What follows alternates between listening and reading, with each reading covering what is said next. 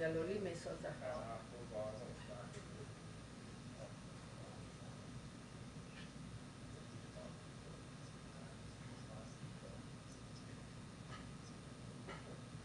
اون بعد خود کیف جور کردم خودم چی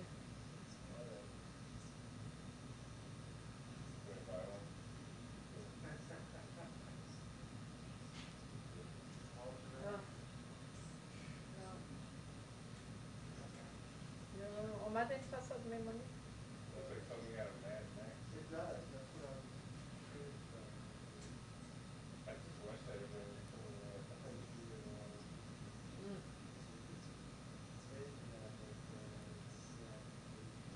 خب ده خیلی میشه بده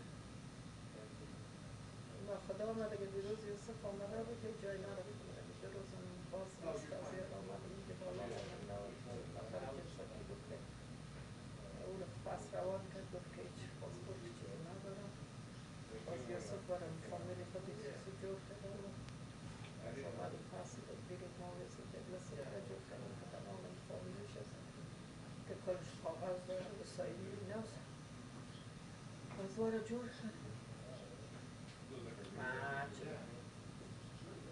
نگاه با این قدر مردم مامده دیگه یک بار مامده میگه دفتر جنساتی رفتم باز گفتم که نمی بازی هم روان کردن در وزارت خارجه بگه نال دیده شد چی میکنه باز نمیکنه نمیکنم هنوز هم معطل هستم ما میگیم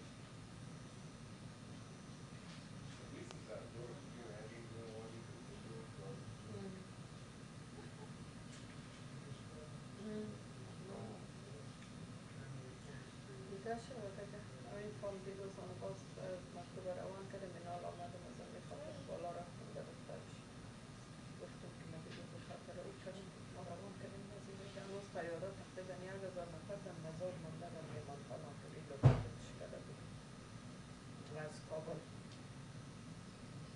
او دیگه اونم طیاره است که خود امریکایی آدمای زدبیش بود پور خلیلزاد کردیم طالبان نگوشیت کردیم تو واکلش مگه اسرائیلی داشتن و پرسنل خود امریکا اما دیگه ای آدم های یادی که طالب میگه تا چیز نداشته باشه ما هم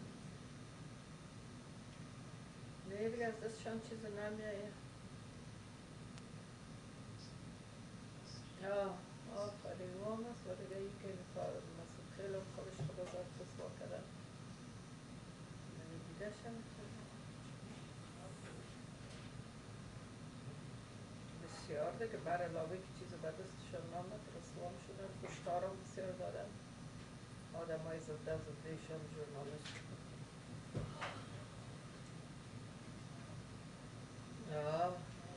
نه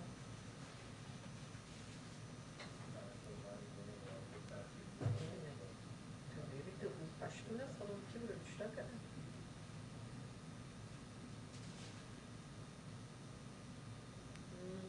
نه دیگه مانم صبر نبود سویلا جمیله چی کرد مشکل خالت چی کرد کلشون بادارایشان رفت آلموش نمیمانه یا میکش نفت مانده بسیار شدید سویلا جان حتی پیسه کسی رمت نمید یک آدم بیگانه بیاب میکنه ما رفتیم یک مصایبه کرد این حال باسا با 11 سپتامبر است سویلا یادت بیاد تو اون 11 سپتامبر بیشت مطلب آواز دهید 11 سپتامبر از بعد بخر بیاب شدن وسط دنیا قبر مردکن خراب شد قبر شهید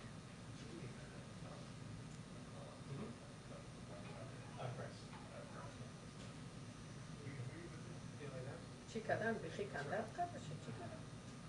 Oh yeah, yeah, inside, exactly. They're gonna see him in train so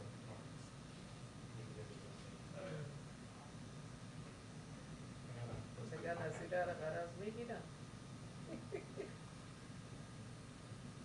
کابل رو شنیده خوبش کردن دیگهش نوام خوب شد سویلا جان از اون سال تا این سال مرا گرفتن شنگل کردن چیز کردن گفت اون سال خنازی گفتن چرا ایره در این روز سالگرد کنوی سپتامبر 11 کردن اینا بگو که در این سپتامبر 11 ما دیگه بودا بگوی در این سپتامبر 11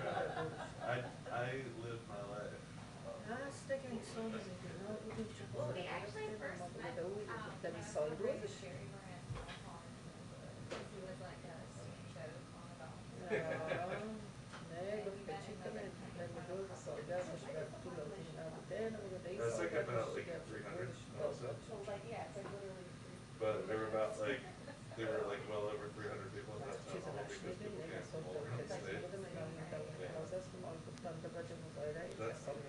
cool thing about that event is I got to get interviewed for Dutch television as like as a talking head expert on Kansas. And like it was like a day or two after the town hall. And like they did the interview and the Kansas was started newsroom.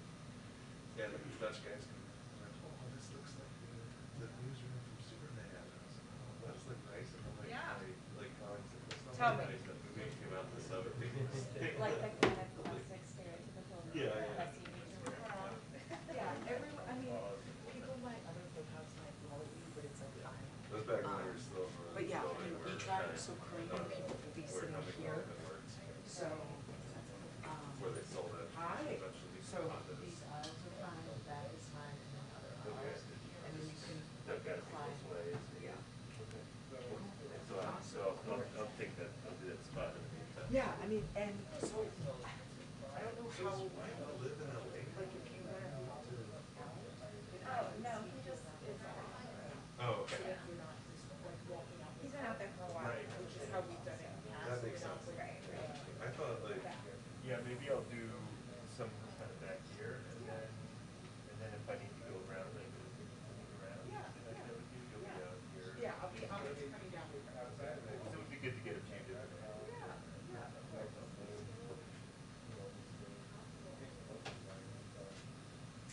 Yeah, that works too. Hi, give me a second. Okay, great.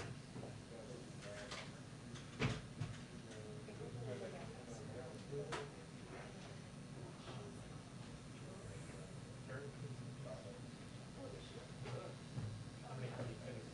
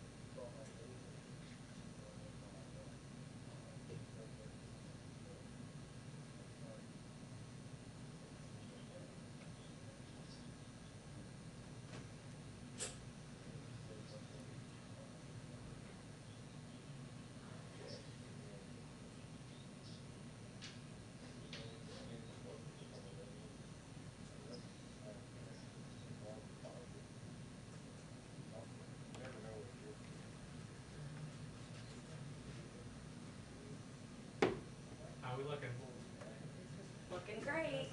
Looking good for 3? I don't know. Doesn't sound good. 3:30? Today? Don't even say it. Don't think it. Facebook.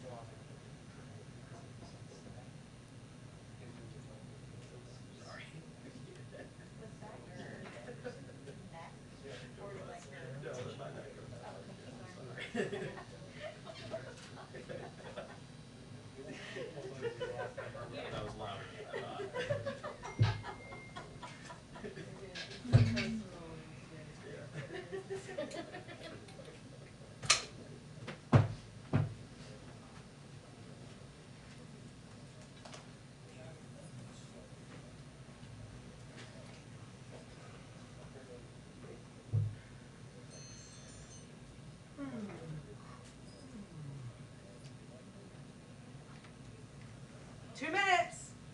We have a 2-minute warning on the briefing. 2-minute warning on the briefing. Thank you. That was enthusiastic. Exciting.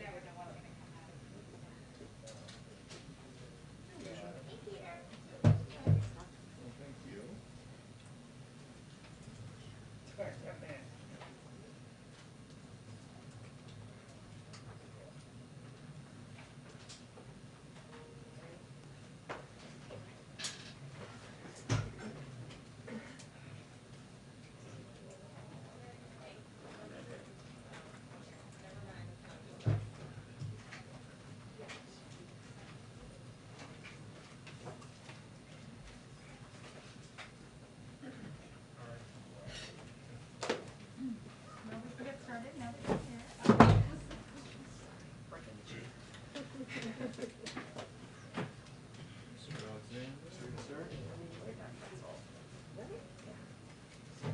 I didn't eat breakfast either, so that was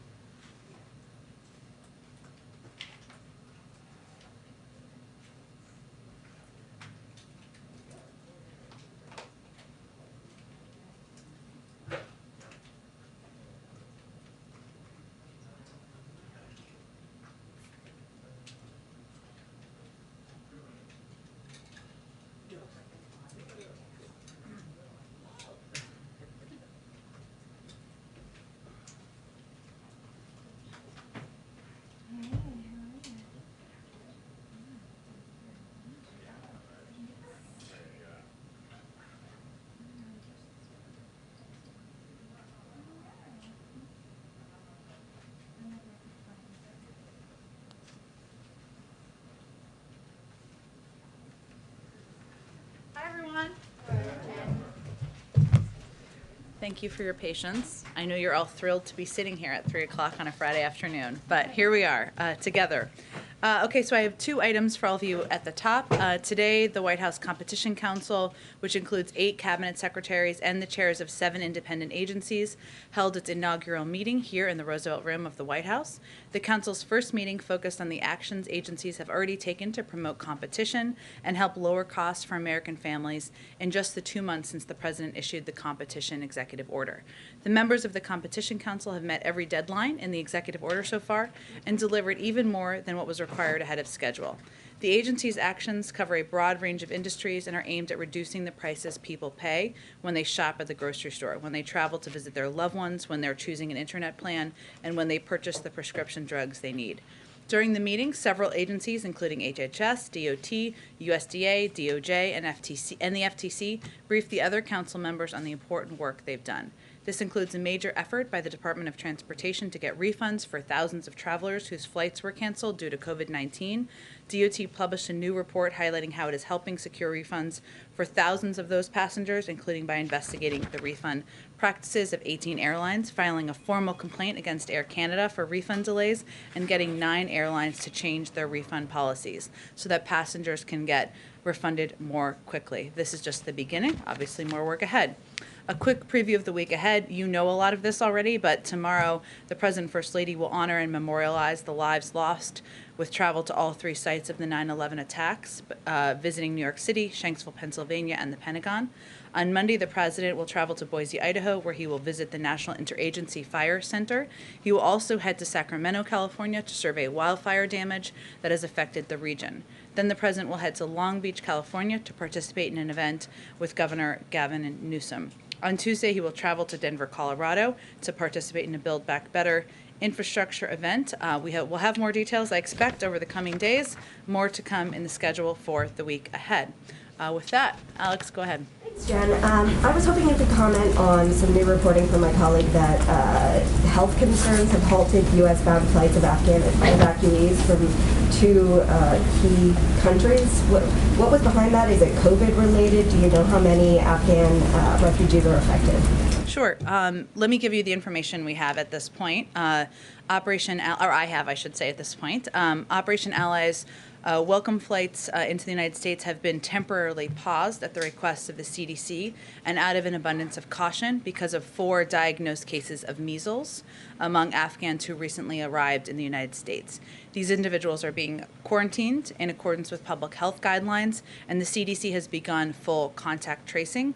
All arriving Afghans are currently required to be vaccinated for measles as a condition of entry into the United States, and critical immunizations, including MNR, are being administered for Afghans at military bases in the United States. And we are also, MMR, sorry, we are also exploring measures to vaccinate people while they are still overseas, so that's something we're looking into. But it was, again, a step recommended by the CDC out of an abundance of caution given 4 measles cases. And then I wanted to ask about a change in tone from the administration when it comes to blaming the unvaccinated. In July, you were actually asked about when Governor Ivey said it's time to start blaming unvaccinated folks, and you said, quote, you didn't think it was, quote, our role to place blame, and it was, quote, not the role of the federal government to blame. But that's pretty much what President Biden did yesterday. So what has shifted, in these months that you've decided to take a more aggressive tone?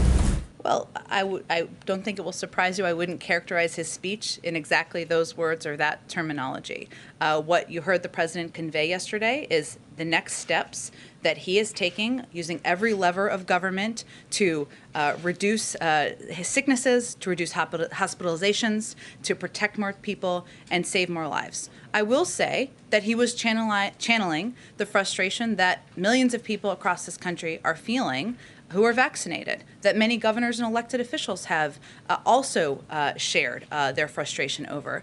And as is the case, I mean, it is also true that there has also been a growing frustration among people. So if you look at the trends over the last couple of months, we didn't anticipate, I will say, that when there was a vaccine approved by under a Republican president, that the Republican president took, that there would be such hesitation, opposition, vehement opposition in some cases from so many people of his own party in this country. We didn't anticipate that. It's also true that there were many people in this country who weren't vaccinated who said, I'm just waiting for the FDA to approve the vaccine. That happened several weeks ago. There's still 80 million people who were unvaccinated. And we've also seen during this time the Delta variant, a transmissible variant, pose greater risks, put more people in hospitals, including kids. So that is why people across the country are frustrated, who are vaccinated, and certainly the president was channeling that yesterday. And one more quick one on OSHA. Can you talk about enforcement of the vaccine mandate for businesses? We've already seen a lot of evidence that OSHA is overtaxed. There was an IG report that suggested, even though there's been more OSHA complaints, there's been fewer investigations. So will the administration be providing more resources to OSHA to help them to implement this mandate? How will it work? That's a great question, Alex. Obviously, the president just announced the steps yesterday. There'll be a rulemaking process that's going to take a little bit of time, and certainly whatever resources they need, I'm sure the president will want them to have.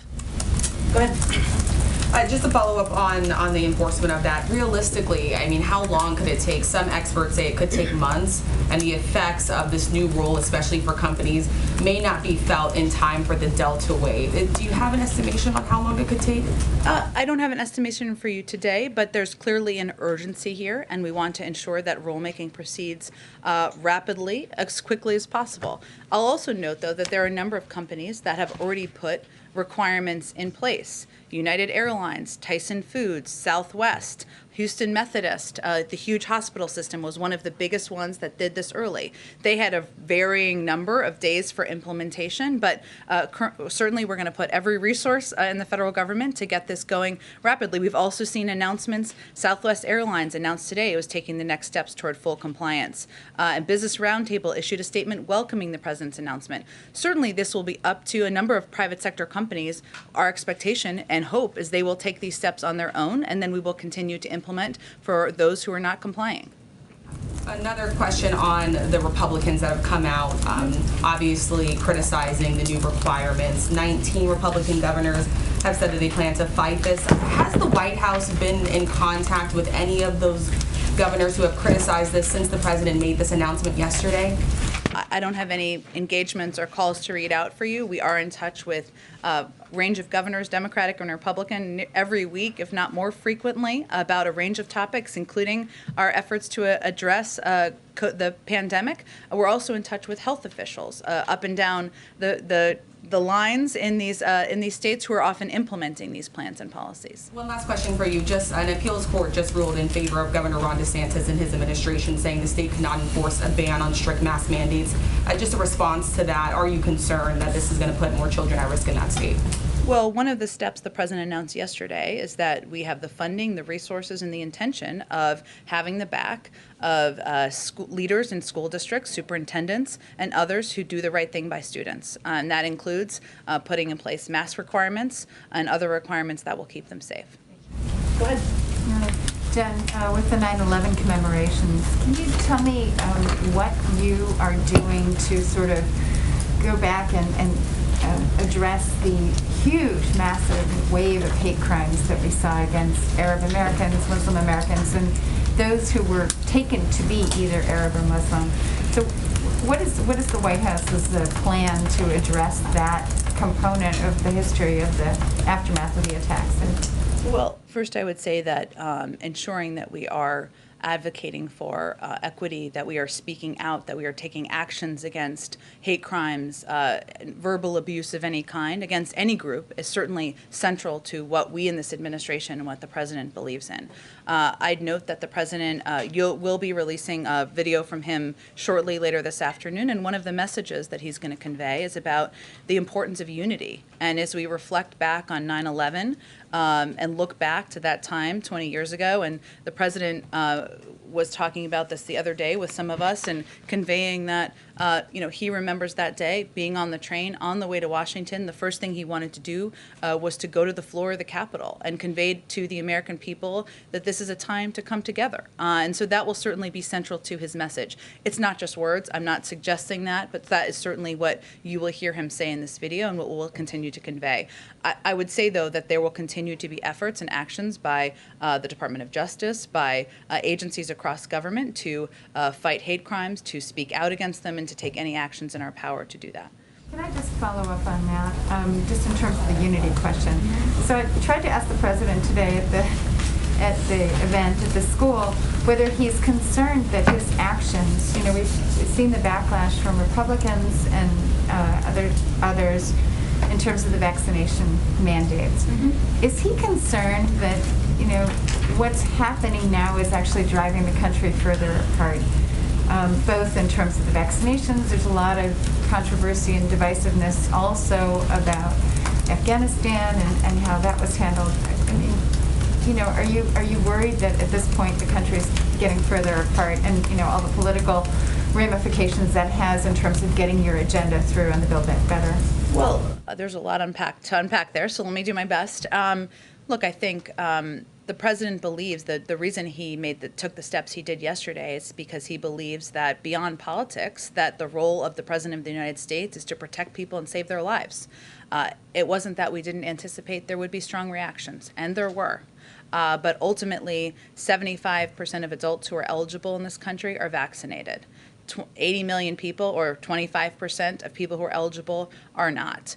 This is not intended to be a dividing issue. It's intended to actually, or a political issue. What his objective is to deliver on what he thinks he promised the American people, which is to save their lives.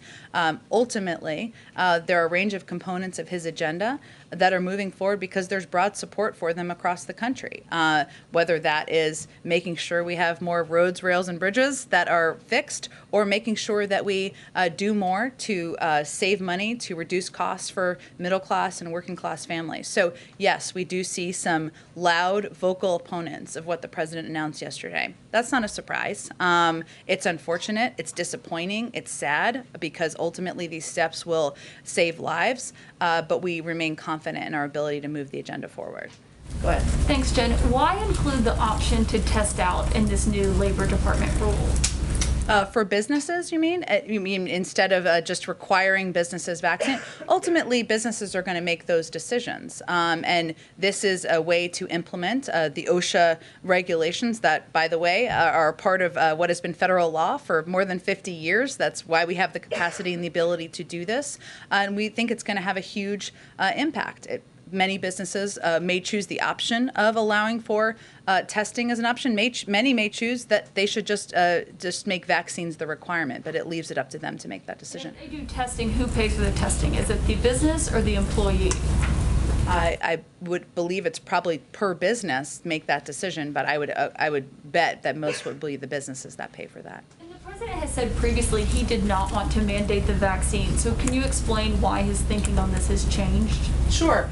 Well, first, I know he said that back in December or January, so 8-9 months ago, and I've touched on a couple of the components that we feel have changed a bit. One is that we didn't anticipate, once the vaccine was readily, widely available and free to the public across the country, anyone who wants a vaccine has been able to get one for months, that there would be such opposition to it, especially given it was approved under the former president, a Republican president. The second piece of this is that we also anticipated, or maybe we didn't anticipate, but we knew that a number of people were waiting for FDA approval to get the vaccine. That they said that once it's approved by the FDA, that's what I'm really waiting for. There were more people who were vaccinated in August than July, but there are still 80 million people who are not vaccinated. And the third piece is, again, the vulnerability of children, of immunocompromised and other to the given the transmissibility of the Delta variant. We've always been open to and taking steps that we're going to save more lives, protect more people, and that's exactly what yesterday's announcement is a reflection of. Last question, is he now considering mandating vaccinations to fly domestically?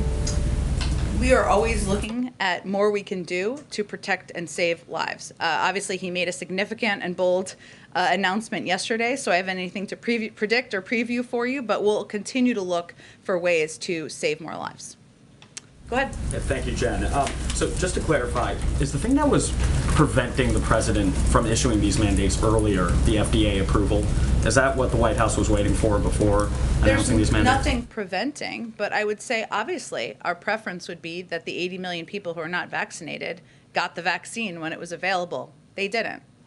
So it's our role, and it's the president's role as the president of the United States to continue to take steps to protect the American people and save lives. That's what it's a reflection of. The follow-up would be if these mandates are necessary given the risk of the Delta variant, given hospitalizations, and ultimately to save lives, as you were saying, why not do this earlier? Why not do it a month ago when hospitalizations were on the rise? You know, this has been a concern for a while. Well, this has actually been building on the steps that we have been taking. So we mandated or testing in the federal government. We took obviously additional step yesterday. There were a number of private sector companies, many we encouraged, who came out and put in place mandates and requirements. This is building on the steps we had taken. But again, there are a range of factors that have happened over the last several months, and it's only natural that we continue to look for more ways to save lives, given we're at the point where clearly we're in the most vaccine-resistant population. And we've also seen, let me just say, we've also seen it works. We've seen companies put in place vaccine requirements. We've seen the impact of those and the number of people at United Airlines, at other companies get vaccinated within the timeline that it's required. And, you know, that's something that made sense. Is the administration considering offering federal funding to states who mandate this at the state level as well? I don't have anything else to preview or predict for you in terms of additional next steps. Obviously, we made a big, bold announcement yesterday, so I don't have anything new to preview for you. Go ahead. Considering the critical role of the FDA, why has President Biden not yet nominated an FDA director? He's eager to find the right person to fill that role. I would note that just like any agency, there are hundreds of people who are career employees, the backbone of the federal government, who are working every day to get the job done. And these agencies certainly continue to function at a high level, even without a director, even if his preference, of course, would be to have a confirmed director in place. And on another topic, does the White House want to see a debt limit increase in the continuing resolution to fund the government later this month? the White House, we continue to believe that Democrats and Republicans should do what they have done 80 times, which is to raise the debt limit, and that is what we are working toward. But I'm not going to get into what vehicle it may look like. That's certainly something we'll have discussions with Congress and congressional leaders, and but we'll leave that to them. Go ahead. Drilling down on the legal implications or the legal underpinnings of this decision for this OSHA regulation. Can you talk about what type of legal analysis happened before the announcement yesterday? Was that done out of the White House Office of Counsel, or was that done in the Labor Department? And also, is part of the reason why there's a testing opt-out, is that because there was a thought that would allow this rule to be better able to stand up to legal scrutiny? So we don't actually anticipate, I mean, this is a law. So Congress passed a law in 1970, the Occupational Safety and Health Act, and the reason the Department of Labor and OSHA is able to take this strong step to protect Americans from COVID is that Congress passed that law. Yesterday's announcement by the Department of Labor is proceeding under that law. And the law basically requires the Department of Labor take action when it finds grave risk to workers. And certainly a pandemic that killed more than 600,000 people qualifies as grave risk to workers. And so if the Secretary determines workers are in grave danger, he has an obligation to issue an emergency temporary standard. That's exactly what he did. So was there an official analysis done or was it just a decision the Department of Labor said? Clearly, everything we do, we obviously review legally. Every bill we support, every policy announcement we make. But I think that's pretty clear. It doesn't even take a legal degree to understand that. Just on another topic, the call with President Xi of China. How long was that? And also, did they discuss meeting in person at the G20? It was about 90 minutes, the call. The president has spent a lot of time with President Xi in the past, as he's talked about publicly, and he drew on that shared experience in this call. So the call was very familiar. It was candid. He didn't avoid areas of disagreement, but the tone was not lecturing, nor was it condescending. It was respectful. It was 90 minutes. I don't have anything to preview for you in terms of future meetings. I would note that this call was about keeping the channels of communication open. And what we've seen is that the importance here is about engaging Xi directly at the leader level due to the centralization of power and the power that's in his hands. Hence, that was the importance of the call. It covered a range of topics. Go ahead. Thank you, Jen. After the rule is implemented, do you know how long companies will have to comply? That will be, I believe, part of the rulemaking process. So I expect we'll have more on that once that's completed. Do you have anything to share about how you landed on employers with 100 employees or more? Why not the entire workforce? Well, it was an assessment made by the Department of Labor and the Secretary of Labor. I will say it obviously impacts a huge number of people, so we think it will have an enormous impact on businesses, on companies, on communities, and the workforce, but it was a determination made by the Labor Department. And then can you talk about the enforcement body, how robust that's going to be, since we're talking about a huge number of businesses? How are you going to make sure they're complying? And I know Jeff Zients said the fine could be up to $14,000 per violation. What is a violation? Again, these are all good questions. This has to be included in the rulemaking process. It's about up to be specific, $13,600 per violation, but this is all a part of what would be determined in the coming weeks. And one more on masks. Public health experts, including the former Surgeon General today, Jerome Adams, have said it's not just about vaccinations, that the moves to end masking back in May were premature. Do you have a response to that? I'm sorry. And also, in light of that, are there any efforts coming up to talk about masks again? Because the last we heard, it was, it kind of confusing that you only need to do it sometimes if it's high transmissibility, which is now the case, I think, nationwide. So do you have a response the president, I don't have a response to the former Surgeon General. I will say that factually, back in May, when we made that announcement, the Delta variant was about 1% of cases. Obviously, things have changed since that period of time. It's incredibly transmissible. And obviously, as we've noted, even as vaccines became widely available to the country, there are still today 80 million people who are not vaccinated. So our responsibility is to continue to take steps that will protect people, save lives, and that's what we're focused on. The president did talk about masks yesterday and fines on airplanes and what would be required in that regard. Also, masking as it relates to schools certainly protects children and kids from transmissibility and the spread of the virus. And what I would say is we do agree it's not just about vaccines. It's okay, I don't know what's happening. Okay. Has something to say about okay, that. it's okay. No worries. Thanks, I didn't know if that was a video game or an alarm or if we should evacuate. Okay. Masking is urgent. Thank you. Okay, great. So, go ahead. Thank you, Jen. To follow up on the call with President Xi last night, exactly 2 weeks ago when the intel community came up empty trying to figure out the origins of COVID, the president said, critical information about the origins of this pandemic exists in the People's Republic of China. When he talked to the president of China last night, did he press him like he said he was going to? Well, I'm not going to go into a list of every topic discussed. That was a very dramatic entry to that answer, but I'll start again. I'm not going to go into every list of every topic discussed. They did discuss a range of transnational issues, including COVID-19, and understanding its origins is, of course, a primary concern for this administration. We continue to support phase 2 of the WHO's investigation in China and call on China to allow further studies of COVID-19's origins in China. I will also note that one of the topics the president's also discussed is the importance of being able to have private discussions between the two leaders. This is in contrast to some of the other interactions we've had at lower levels with the PRC.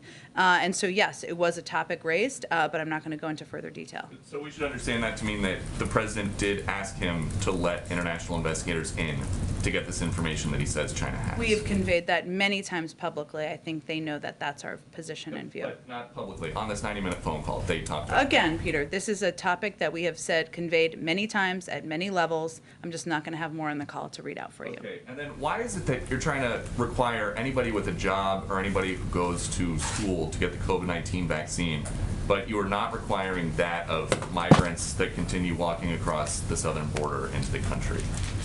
Well, look, our objective is to get as many people vaccinated across the country as humanly possible. And so the president's announcement yesterday was an effort to empower businesses, to give businesses the tools to protect their workforces. That's exactly what we did. But certainly we want everybody to get vaccinated, and more people are vaccinated, whether they are migrants or whether they are workers, protects more people in the United States. But it's a requirement for people at a business with more than 100 people. It is not a requirement for migrants at the southern border. Why?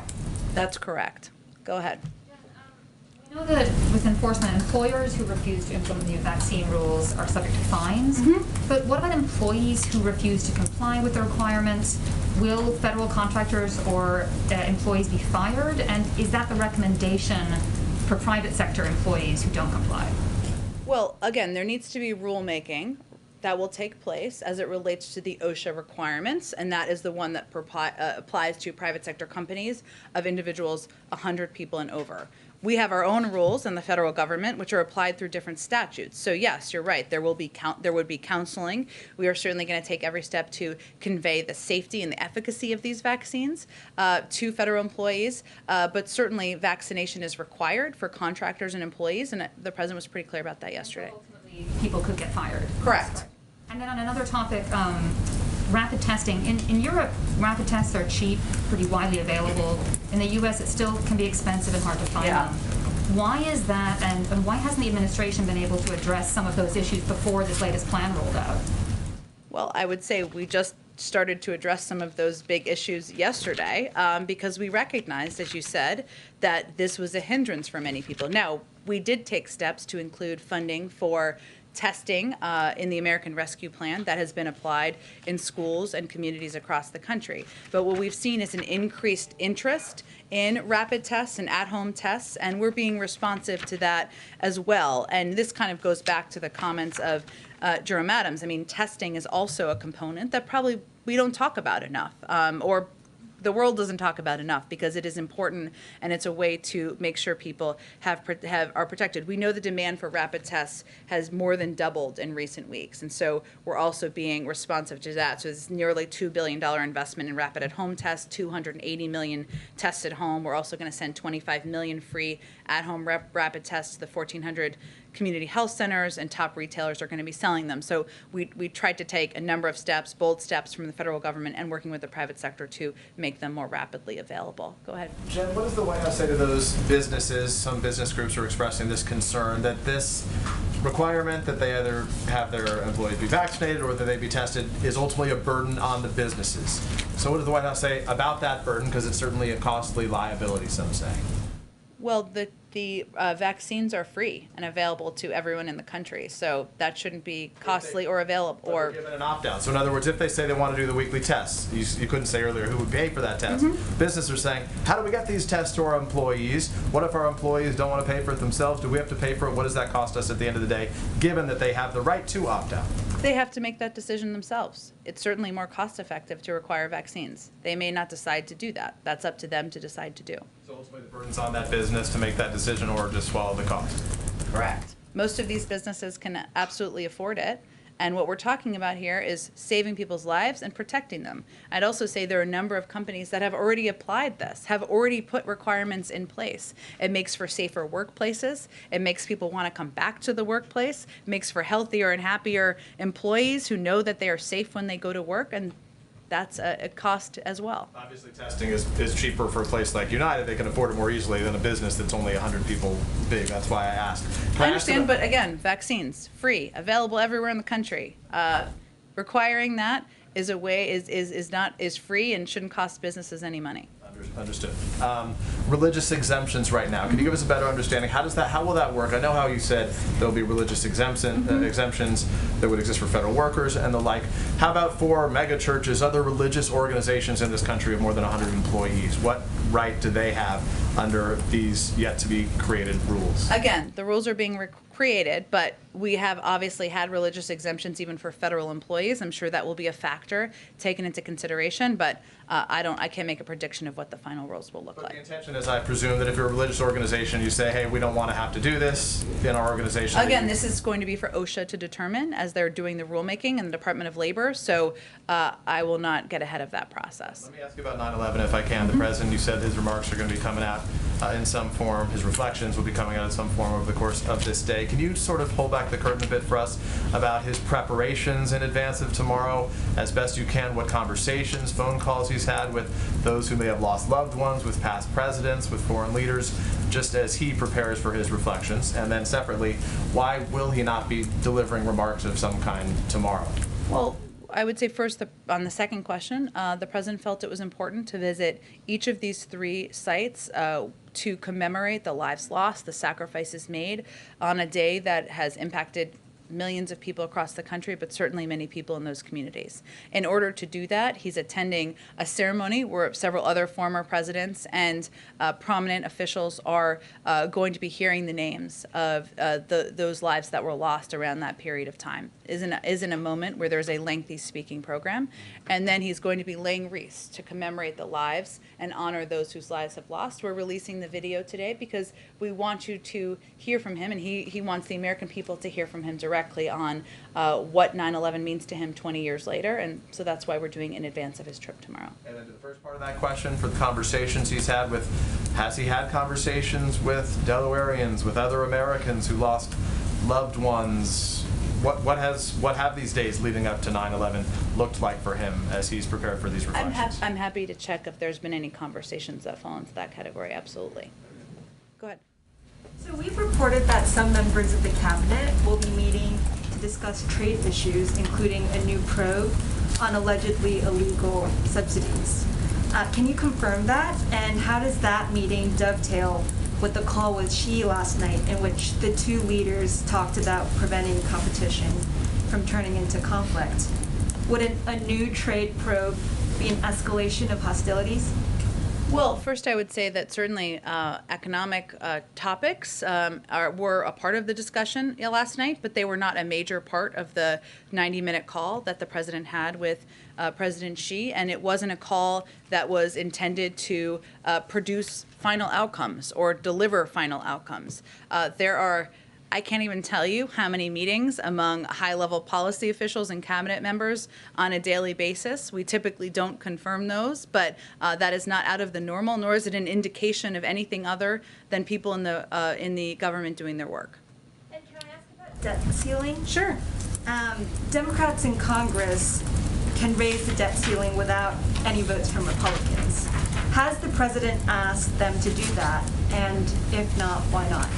The president believes that Democrats and Republicans in Congress should do what they've done 80 times in the past and raise the debt ceiling. Shouldn't be a political issue. It's something that is about the full faith and credit of the United States government, something that most of the Republicans voted to do 3 times under the last administration, even after $2 trillion in tax cuts that certainly added to the debt, did not subtract from the debt, were passed by these same members. So that continues to be his call. And just one more question on Afghans. There are 30,000 Afghans at foreign bases in third countries with varying immigration status. Has the administration advised or pressured any of those refugees to accept asylum in countries other than the U.S.? If they want to relocate here and aren't disqualified for visa programs, will they be able to?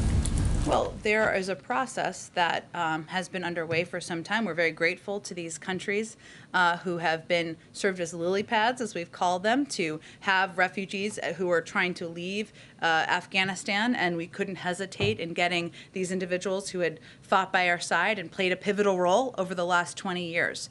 Some of them, many of them will come to the United States. Some of them will go to other third countries. That is part of the process. I don't think that's a pressure, but that's always been part of the plan that we've discussed. There will be many of them who will be eligible for programs in the United States. Some of them may end up in other countries, and that's always been part of the plan. Go ahead. Thanks, Jen. A couple questions on the president's announcement yesterday. Business owners are already voicing concerns they aren't able to find applicants for jobs. There are a record 10.9 million job openings. Is the administration at all concerned that this new vaccine mandate that applies to businesses with 100 or more employees will cause further staffing shortages for businesses? Well, look, I think, one, there are a number of businesses across the country who have already applied these requirements, and they could be a model. Some of them, I understand you may be asking about smaller businesses, but it's for employees of 100 and more. And certainly, when the president made the decision to put in place these policies and to announce them yesterday, he made it based on his number one objective, which is to protect people in this country and save more lives. And he also announced yesterday additional assistance for small businesses. That was a part of his plan, to ensure they have the assistance they need. But 75% of people in this country have been vaccinated, who are eligible have been vaccinated. 25% have not. So that's what our target is. That's what our objective is. No, our goal is not to place undue burden. Our goal is to save lives, and that's what we hope this will do.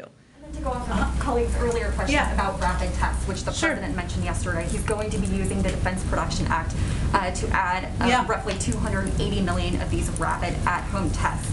But of course, that's only, or at least kits, that's only less than 1 kit per person in the country. So what else can be done to ramp up those tests and to bring down the potentially prohibitive cost of these tests if they're going to be used on a regular basis? Well, one of the steps we took was to work with big private sector retailers to make these tests available, and certainly that is planned for the next 3 months, where we expect there will be a great need, but we will continue to look as there are needs to make sure people in the country have the resources they need. This is not the end, but this is certainly a significant announcement yesterday. Go ahead. Is there a goal for how many at-home rapid tests should be available beyond the 280? Again, I think announcing the numbers we had yesterday is pretty significant. I don't have anything more to preview for you about additional tests. Go ahead. Thank you, Jen.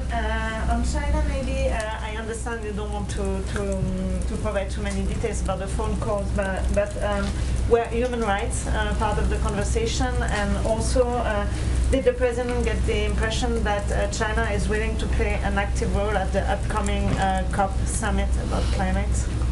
I'm not going to speak for what their intentions are at the COP summit, of course. I would note that, of course, climate around, as well as a number of topics were discussed, and the COP summit is the next big moment for the international community on that front. And certainly human rights were part of the discussion, and the president did raise them, as he always does in these engagements. Go ahead. A question about wildfires. The president's traveling to Idaho and California to survey wildfire damage. When he had his meeting with the Western governors earlier this year, Governor Newsom and others voiced frustration with the U.S. Forest Service, accused them of having a wait-and-see culture. Is the president announcing any policy changes, any new developments on strategy to wildfires when he's out there? You'll have to wait and see. And a question on just the backlash from state attorneys general. Can you expand on why the 1970 law does cover specifically these requirements for businesses? Sure. Let me try it again. So the 1970 law, which has now been in place, to do the math for all of you, for 51 years. It's a law that requires, let me give you the exact statement of it here.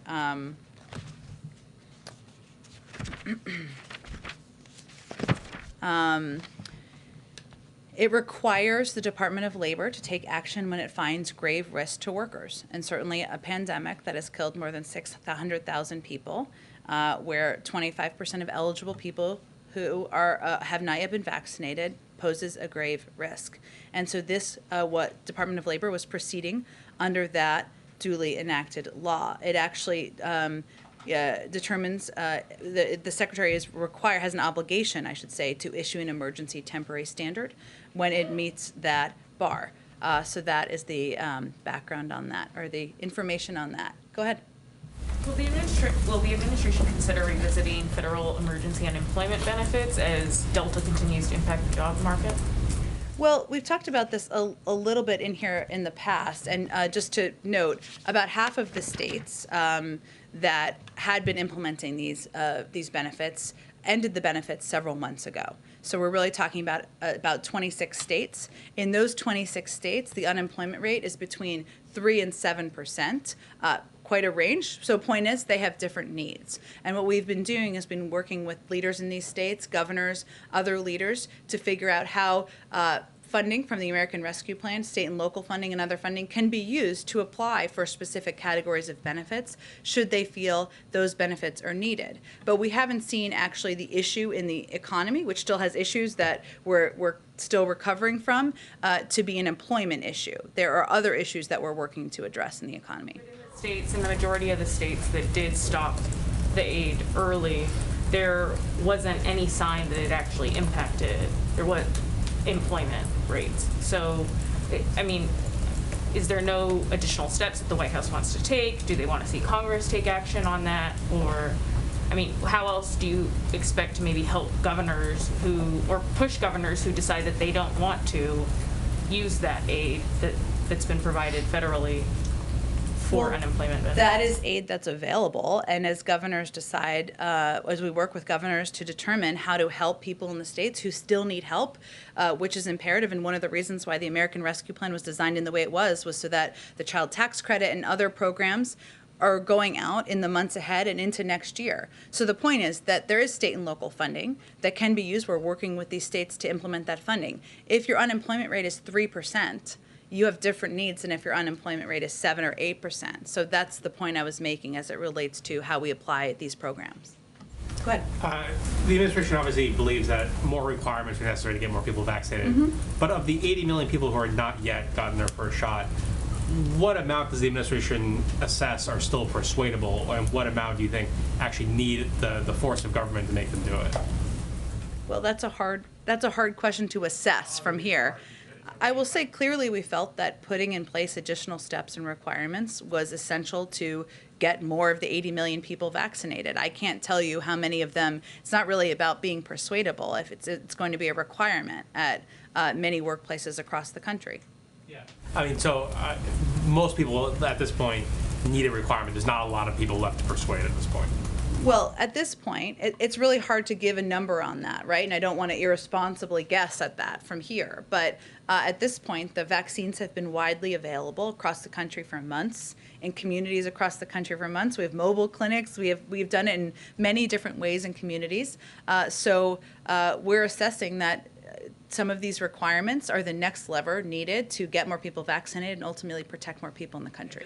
Something you said earlier, the president's not making remarks tomorrow. He's releasing a video ahead of time. Correct. What you're saying. So he's not giving a speech in any of the 3 locations. Right, Okay. exactly. Patsy, go ahead. Jen, a couple of foreign policy questions. The first one, the Taliban and the Qataris are insisting that flights out of Afghanistan are no longer evacuations, but kind of business as usual for travelers with documentation.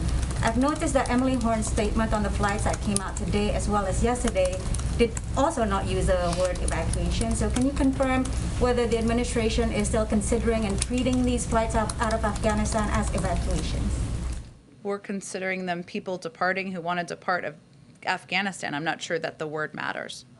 The second one is on the Israeli Prime Minister, who is calling on the international community to act quickly and immediately against Iran following an IAEA report that Tehran has dramatically increased production of uranium, highly enriched uranium, in recent months. Do you have a comment on that? I will get you a comment from our national security team. Taiwan. Is the administration seriously considering a request from Taiwan to change the name of its mission in Washington from Taipei Economic and Cultural Representative Office to Taiwan Representative Office? I would have to check with our team on this issue. Go ahead. Yeah, 2 questions. One on Afghanistan, one on vaccinations, if I could. On Afghanistan, I'm curious if there have been any offers of resignation from anyone in the chain of command or anyone involved in the decisions with the evacuation. No. So the president still has confidence in those? Yes. On the vaccinations, the president talked about the importance of boosters last night.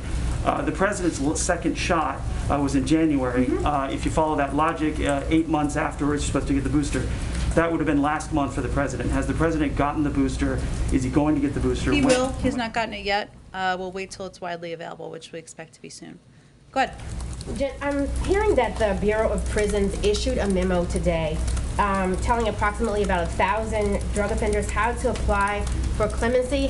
Do you have anything on that? I would certainly point you to the Department of Justice. I would say that the president has been clear about his openness to using clemency powers, but I wouldn't say that's an assessment of decisions made, and certainly targeting those toward nonviolent drug offenders. But I'd point you to the Department of Justice for any further details. A follow-up on the mandates. With companies like Delta now having a $200 premium that they're going to add to the insurance premiums, how does the president feel about companies trying to persuade people to get vaccines by doing that?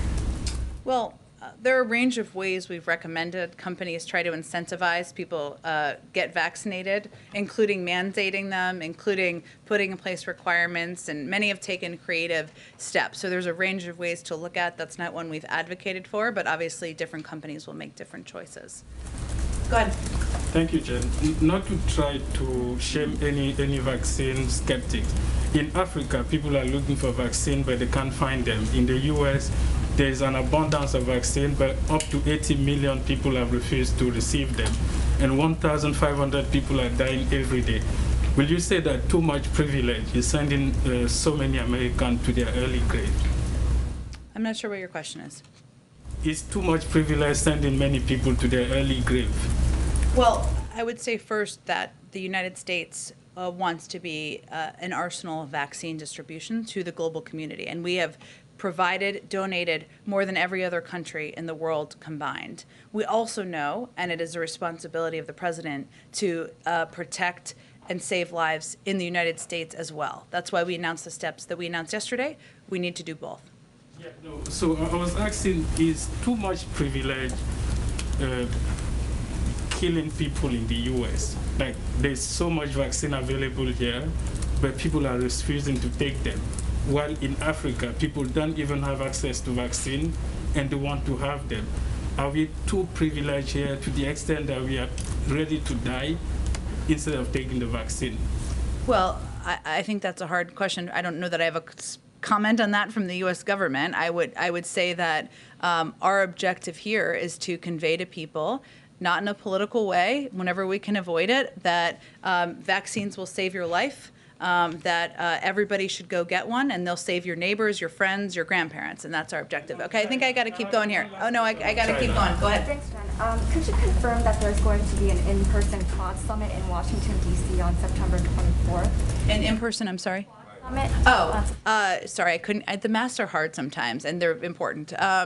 I will have more details. I don't have anything to announce at this point in time. Mention of Taiwan during the phone call with President Xi Jinping. I'm not, I'd have to check, but I don't have anything on that in the readout. Go ahead, Mike. Jen, obviously Congress has a lot on its plate next week, but we're also going to see the beginning of oversight hearings.